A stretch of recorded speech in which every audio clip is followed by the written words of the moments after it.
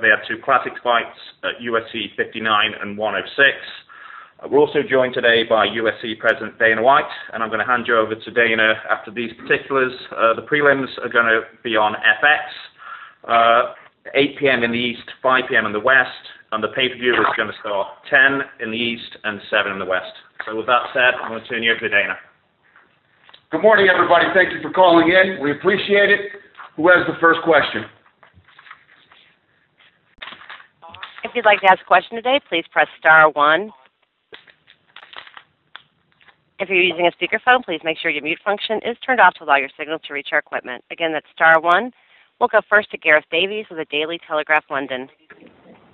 Good afternoon, gentlemen. Fantastic to finally get a question on one of these calls. Can I ask Chael first, if you're there? Chael, down the years, you've given us some amazing interviews, but when do you get serious about this fight with Anderson Silva? When does the WWE character go away and the mean, nasty cage fighter who turns up on a Saturday night, who beat Anderson Silva up in 2010, show up in the next couple of weeks? Well, Gareth, I don't do character, so I'm not real sure what that meant. But I got serious about this fight a long time ago. I've been training for combat since I was 9 years old. I've wanted to be the UFC champion since 1993. I couldn't think of a day of my life where this wasn't serious to me. But you don't like this guy very much. You think he's a phony, don't you? Agreed. Okay, I'll move on then. Dana, the 3 best pound-for-pound fighters in this generation, no question, I think in boxing and MMA, are Mayweather, Pacquiao, and Silva. But the first 2 have become much, much bigger stars, despite them all becoming pay-per-view attractions, even though they've all been in ascendancy, perhaps for the last 5 to 6 years. Do you ever regret that you've got a special talent here who can transcend the sport, but he won't help him become a Mayweather-level star because Anderson does not put himself out there enough? I don't know. I don't know if that's exactly true. Ant said it. Ant was wrong when he started the call. This isn't one of the biggest sporting events of the summer. It's one of the biggest sporting events of the year. And I think, for a sport that, if you look at our UFC, which is now 11 years old, Anderson Silva is a very big star. And this is a fight that people care about and want to see all over the world. And he is known now. Very few people would dispute, not only is he the pound-for-pound best fighter in the world, but probably the best mixed martial artist ever. When we talk about those guys becoming such huge stars, dude, you haven't been to Brazil lately. This guy is a huge superstar in his home country, and he's a huge superstar here. People want to see him fight, and people want to see him fight Chael all over the world. When you talk about the Mayweather-Pacquiao, when you think about the numbers that those guys do on pay-per-view, they fight once every year and a half. It's not the same. It's not the same sport, and I would have to disagree with you. I think he's a big star. No, I cannot dispute the fact I haven't been to Brazil to a UFC yet, and I regret that, and I will be there. And I'm not disputing at all that Anderson isn't a massive star in Brazil and in America, and even in Europe in the sport. But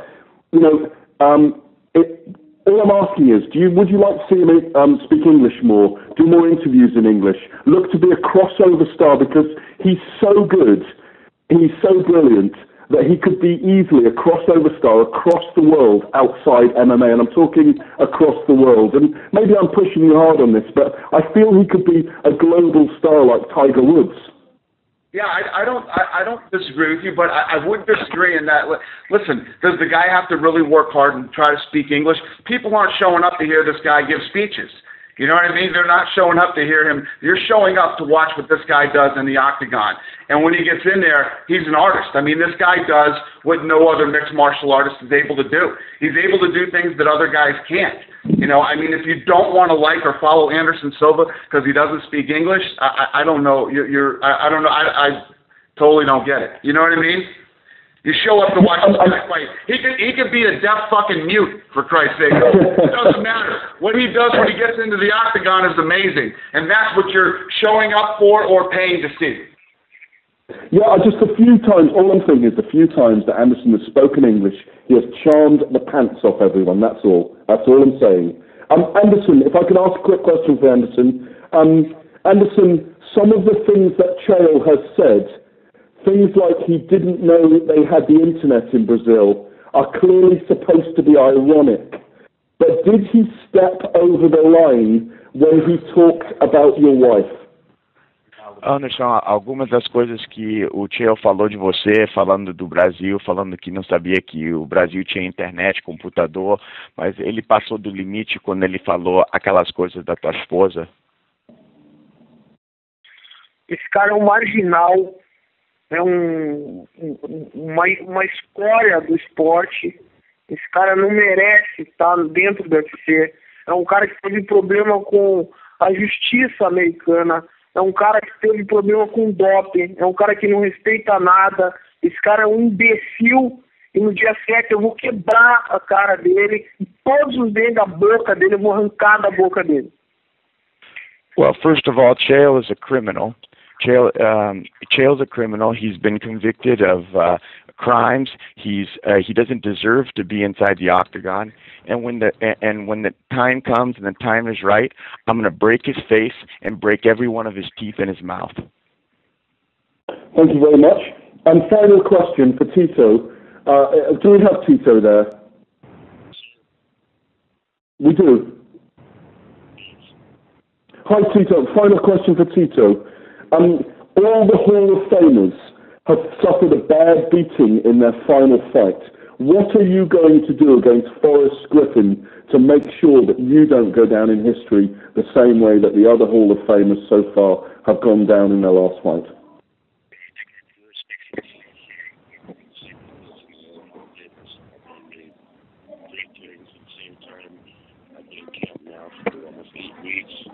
I got one more week to finish off. I'm ready to fight, and on July 7th, I'll probably show what I'm ready for, and I know Forrest is ready too, so you guys will get a great fight. Hey, Gareth, I love you, buddy. We got to let out. There's 100 and something. No. Listen, I finally got on the conference call. Thank you so much. All right, buddy. Thank you. We'll go next to Lance Pugmire with Los Angeles Times. Hi, guys. How you doing today? First question is for Anderson. Anderson, looking back at that first fight against Chael, do you believe him lightly in that fight? Why was it such a difficult fight for you up until the 5th round? Anderson, naquela primeira luta contra o Chael, tu acha que você não levou ele com muito atenção nessa luta? Por que tu acha que a luta foi como foi até o 5º round? Olha só, quem vive de passado é museu. Eu não vivo de passado. E eu vou bater nele de novo. É isso que eu vou fazer. Não tem muito o que ficar falando. Eu vou enfiar a porrada nele. Ele está escutando isso e acabou a brincadeira. Não adianta ele ficar falando bobagem. Acabou a falação, bicho. Agora está chegando perto da verdade. Eu não estou machucado. Eu estou 100%. E eu vou quebrar a cara dele. Eu vou expulsar ele do UFC. Ele vai apanhar como ele nunca apanhou na vida dele. Eu vou bater nele para ele aprender a ser educado. Tudo que ele não apanhou da mamãe e do papai, ele vai apanhar de mim para aprender a ser educado e respeitar o país e as pessoas. He basically said that, people who live in the past and things that are in the past are in museums. Right now, I'm focused on what's going to happen in the next few weeks. And right now, the playtime is over. I'm going to beat Chael. That's like it's never been before. This joke is over. There's no more talking. I know he's on the line listening, and the game's over. I'm going to beat his ass out of the UFC. He's never going to want to fight again after I'm done with him. All right. So, what do you say to that? And Chael, how do you believe that you exposed Anderson in the first fight? Well, all that happened was Anderson found himself in a fight for the first time. I think Anderson's a really good setup guy. He uses a lot of movements and motions to set guys up. But at the end of the day, his skills are amateur. If you walk into a fist fight with your hands down, that's amateur. And, I treated him like an amateur the first time. He's going to look like an amateur this time.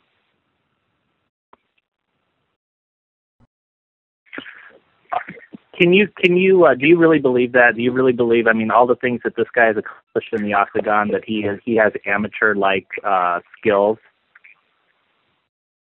Yes. Okay, thank you, guys. We'll go next to Dave Diebert with Post Media News. Hi, thanks, guys. Just a quick one for Chael. Now, I know this is obviously on a much grander scale, but going back in all the years you've been competing, going back to high school, college, has there ever been a rivalry or an opponent where at the time it may have felt as big to you as this one does now?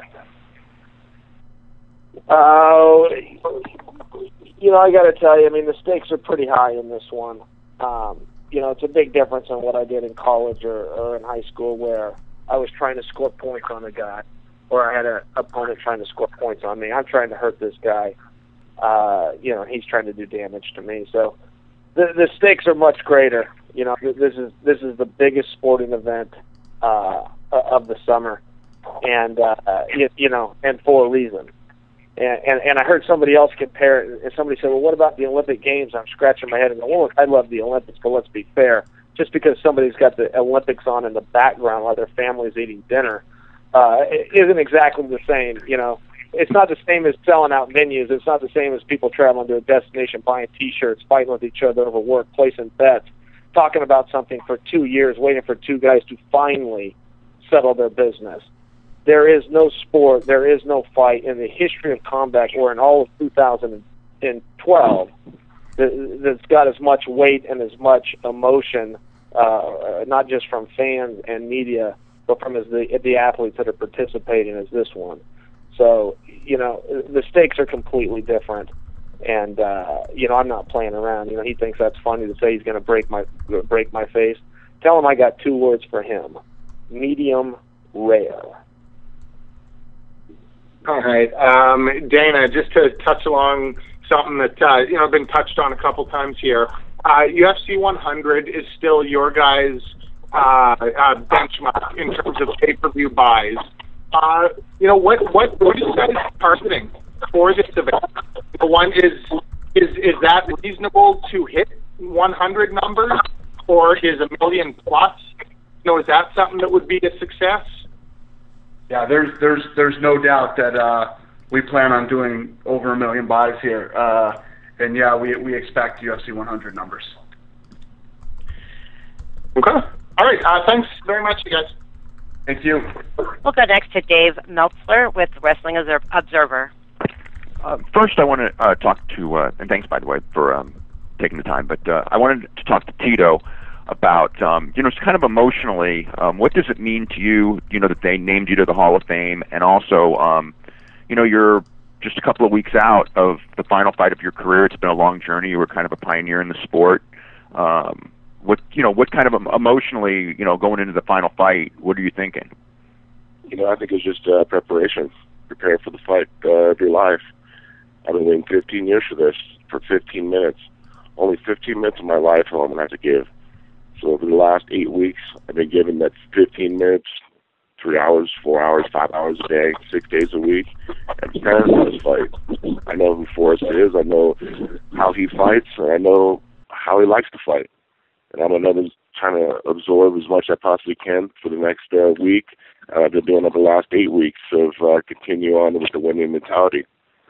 This fight means the world to me, and it will show on July 7th how much it means to me. I'm not coming in playing around. I'm not coming in talking no smack. I'm coming in to fight. And I know Forrest is ready. I'm ready. So let's fight.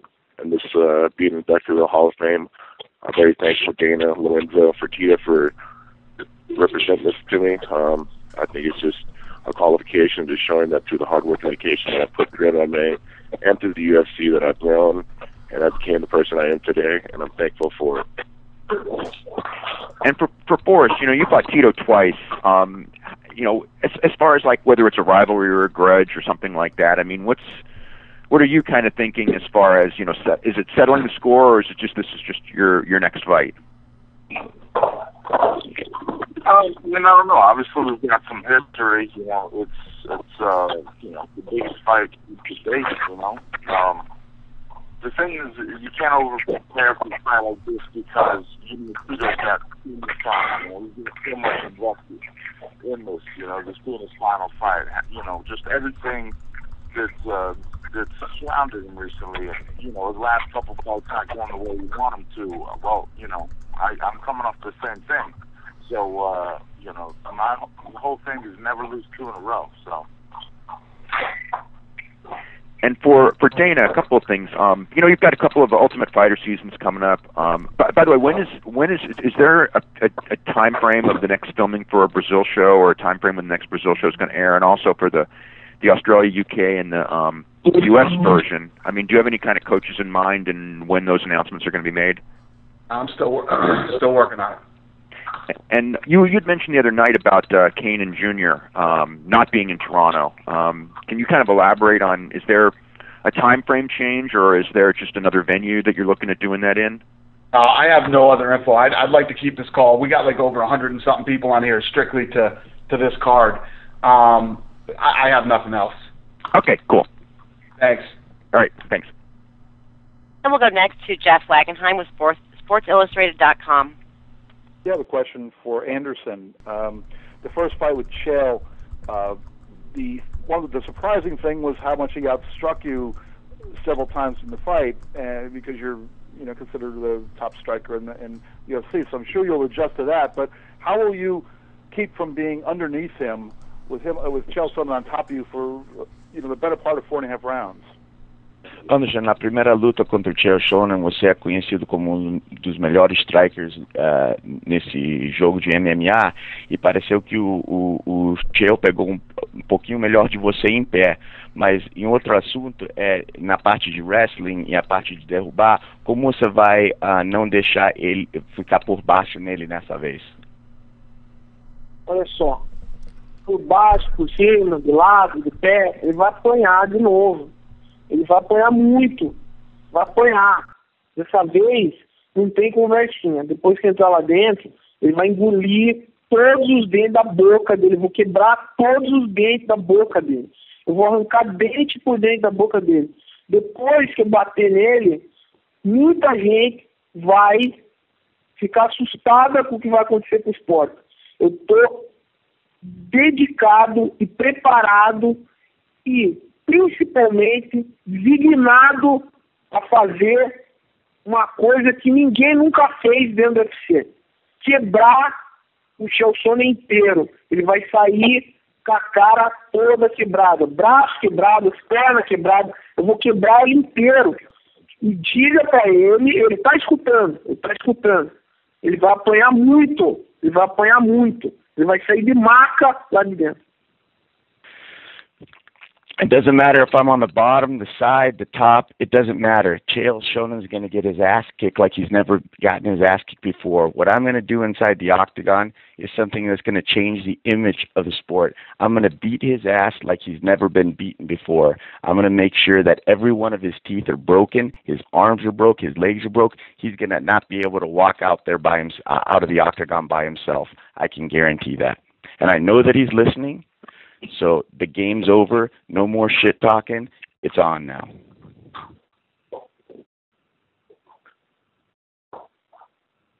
We'll go next to Damon Martin with MMAWeekly.com. First question is for Anderson. Anderson, obviously this stuff with Chael has, been very personal over the last couple of years, but for you personally, where does this fight rank in your legacy of the sport? Eu sei que essa luta contra o Chael afetou você muito pessoalmente, mas na tua vida e na tua carreira como lutador, aonde essa luta cai no ranking da tua vida? Ele não me afetou pessoalmente. Não tem, essa parada é totalmente profissional. Só que eu vou quebrar ele de porrada. Não tem essa. Ele vai aprender a respeitar os lutadores brasileiros, vai aprender a respeitar o país que ele desrespeitou, ele vai aprender a respeitar os caras que levaram o esporte aonde ele pratica hoje, os caras que criaram o esporte que ele pratica hoje, que é o MMA, e não tem essa parada de wrestling, não tem esse negócio. Ele vai dar o melhor dele, não vai adiantar, eu vou bater nele, eu vou quebrar ele inteiro. Esse cara é um marginal, é um vagabundo sem vergonha, é um marginal, e ele vai apanhar como ele nunca apanhou. Eu vou bater nele porque a mãe dele nunca bateu nele, nunca educou ele. Então eu vou bater nele, eu vou quebrar os dentes da boca dele, eu vou quebrar os braços dele, eu vou quebrar as pernas dele. Esse cara nunca mais vai falar uma merda de nenhum lutador. Eu vou quebrar ele inteiro, vou quebrar. Vocês não estão entendendo o que vai acontecer. Vocês não estão entendendo. Acabou a brincadeira. Não tem brincadeira. Ele vai apanhar muito, não tem brincadeira. Acabou o papo, acabou a brincadeira. E pode falar o que ele quiser, mas só que agora acabou. Agora é porrada. Ele nunca tomou porrada na vida dele. Ele vai tomar muita porrada. He didn't affect me personally, but I'm just going to make him pay and make him eat everything that he said, not only about myself, but about our country, about everything. I'm going to make him pay and make sure that he never disrespects any Brazilian, any fighter, not only Brazilian, any fighter. I'm going to beat him, maybe the way his parents should have beat him to teach him some manners, because he's disrespectful, he's a criminal, and I'm going to beat him up like he's never been beat before. The game's over. He could say whatever he wants, but I'm not playing anymore. He's going to get beat like he's never been beaten before. We saw Anderson in the documentary Like Water that you did. We saw obviously a lot different build up to the last fight. What's the biggest difference in your mindset now versus, let's say, when you were doing that documentary leading into that fight? Ele assistiu o filme Like Water e ele viu que chegando nessa luta com a atitude diferente. O que é a maior diferença dessa vez lutando com ele em comparação com a primeira? Não vai ter muita diferença. A última vez ele lutou comigo e perdeu. Dessa vez ele vai perder e vai sair todo quebrado. Ele vai precisar fazer uma plástica. There's going to be no difference in the end. In the first time we fought, he stepped out the loser, and he's going to step out losing again this time. The only difference is that this time he's going to have to go see a plastic surgeon after the fight. And one question for Dana. Dana, obviously Anderson's pretty fired up today. You've been a part of the UFC for so many years. Would you say this is the most heated rivalry you've ever seen in UFC history? Yep. I've there's been some bad ones. You had Rampage and Rashad and things like that. But I think what makes this one so crazy is I've promoted every Anderson Silva fight since he's been in the UFC, and I've never heard him talk even remotely close like this. He usually doesn't say anything negative, disrespectful. I've never heard Anderson Silva talk like this. Thanks very much, guys. We'll go next to Franklin McNeil with ESPN. My question is for Anderson. Anderson, obviously, everyone's talking about the fire that you're exhibiting in this rematch, and I want to know, is part of your response does it have to do with the attitude in Brazil? Some of the comments that Chael has made about your home country, and is pride a part of what you're feeling right now? Anderson, em todas as lutas tua, eu nunca vi você com tanta raiva como você está dessa vez. Essa raiva é por causa que ele falou do Brasil?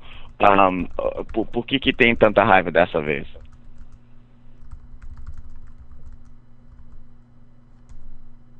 Hello? Hello? Anderson. We might have lost him. It appears his line has dropped. We will redial. Okay. That's all right. We're getting close. I don't think there's too much more Anderson Silva could say than he's already said. If you guys have some questions for Chael or for Tito or Forrest, I honestly don't know what else Anderson Silva could possibly say. Yeah, I don't think Anderson's going to say this is Ed. Anderson's already repeated various times what he's going to do, and I think it's pretty clear how he feels and what he wants to do and what's going to happen. So, anybody have any questions for Chael or Tito or Forrest? We'll go next to Steven Maraca with MMAJunkie.com. Well, Chael, I guess my question for you is, how do you feel about what Anderson has been saying during this call? I mean, the timing of it, and then obviously the fire behind it. What's your impression of the call today?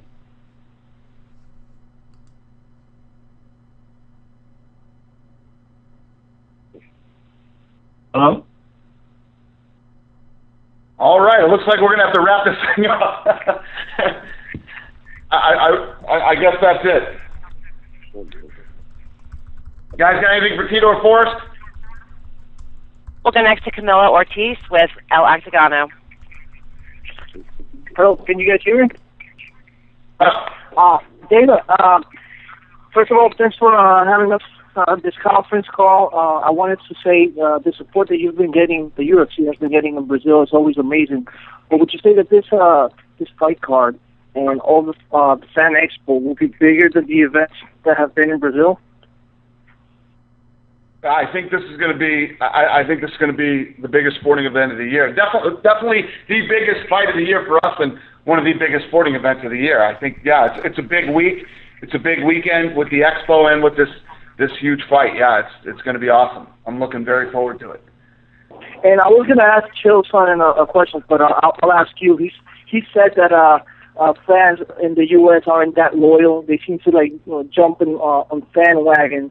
Would you agree to that, or would you say that it's just a thing depending on the flow of the fighters, depending whether they're coming off a win or a lose?